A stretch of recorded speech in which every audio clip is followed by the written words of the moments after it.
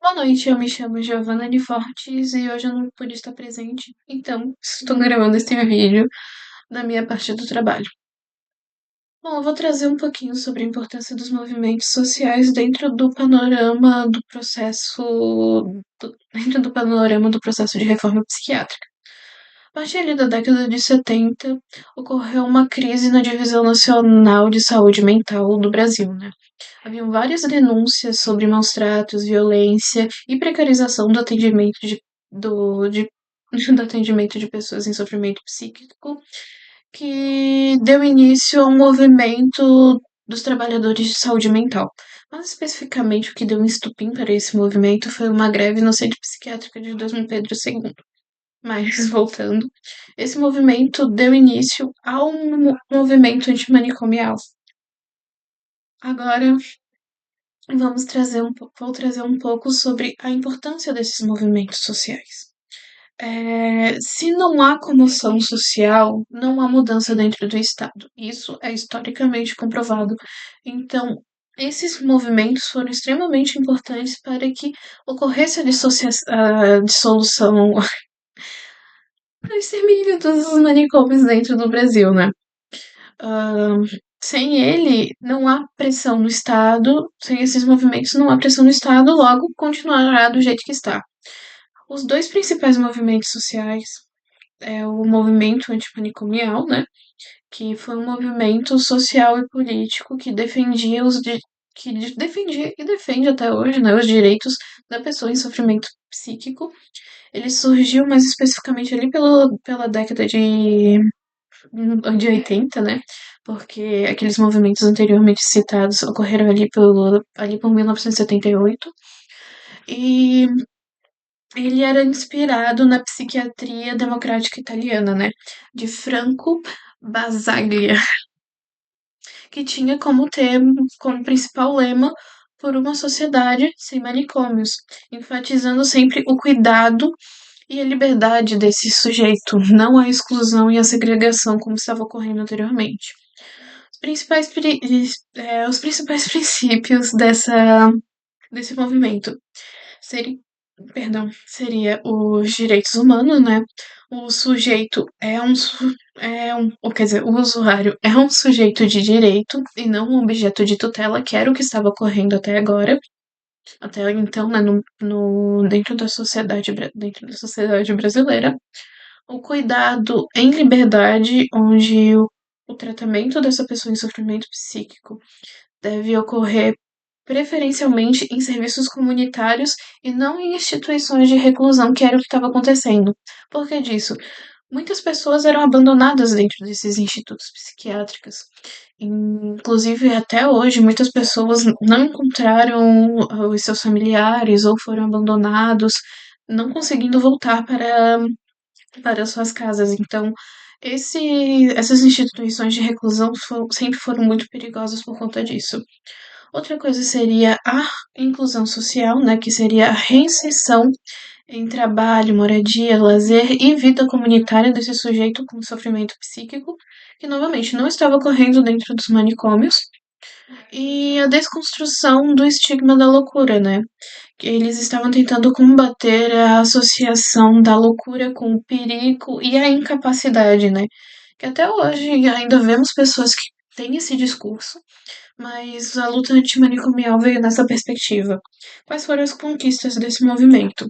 Acho que a principal delas é a Lei número 10.216 de 2001, que é um marco legal da reforma psiquiátrica que garantia direitos e a reorganização do modelo de atenção psicossocial. Outra questão também foi a expansão da rede de atenção psicossocial, né, que é o famoso RASP, que engloba ali o CAPS, residências terapêuticas, serviços de urgência e emergência na atenção básica, também para a questão de saúde mental, então foi extremamente importante. E outras coisas que esse movimento também permitiu para a nossa sociedade foi a realização de outros movimentos sociais, né? Entre eles podemos destacar ali a Marcha dos Usuários de Saúde Mental, né, que ocorreu em 2009. Se eu não me engano, a imagem que está que está no nosso pôster vem dali. E os eventos anuais que ocorrem no dia 18 de maio, né? Que é o dia que nós temos da Nacional da Luta Antimanicomial. Agora, passando para o segundo movimento, né? Que é um movimento de reforma psiquiátrica. Ele foi assim como o movimento antimanicomial, foi um processo político, social e sanitário que buscava transformar esse modelo de atenção à saúde mental no Brasil. Ele focava ali na reorganização dos serviços e na construção de uma rede substitutiva aos manicômios, com uma consolidação de direitos previstos por lei. Ele está mais vinculado, assim, né, diferente do movimento anterior, ao Estado, às universidades, aos trabalhadores de saúde e à gestão pública em si. E isso que difere ele do movimento antimanicomial, porque o movimento antimanicomial ele era mais externo, social e até em algumas perspectivas um pouco mais radical do que a reforma psiquiátrica. E essa reforma ela estava mais articulada à gestão estatal mesmo, né? Quais os princípios da reforma psiquiátrica? Primeiramente, né, o mais importante de todos, a substituição progressiva dos manicômios. Segundo, a desinstitucionalização, né? Mais do que tirar o paciente do hospital, seria transformar para uma lógica de cuidado, sabe? Mais ou menos como é feito ali o acompanhamento no CAPS, coisas do gênero, né? Outro ponto que também é trazido na reforma psiquiátrica era a integralidade do SUS, né? Que seria uma articulação com a atenção básica, né? Ali é urgência, emergência, assistência social, habitação e até mesmo trabalho. E por último, né, seria a participação social dentro da questão estatal, né? Como dar voz à população para que ela seja presente dentro desse cuidado da pessoa em sofrimento psíquico. Daí aí entra, né, as conferências, conselhos de saúde e até mesmo movimentos de usuários barra familiares desse sujeito. Agora, falando um pouco das conquistas, né, finalizando a minha fala, a principal delas foi a expansão do CAPS para todo o Brasil, né? Além disso, também a criação de residências terapêuticas para ex-internos de longa permanência desses manicômios, né? Que nem eu trouxe anteriormente, muitas pessoas eram abandonadas ali.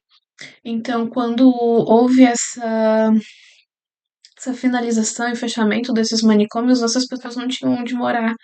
Então, esse movimento também estava pensando no que aconteceria no pós essas pessoas. Inclusive, é muito triste você ver imagens de como ficou o pós, né?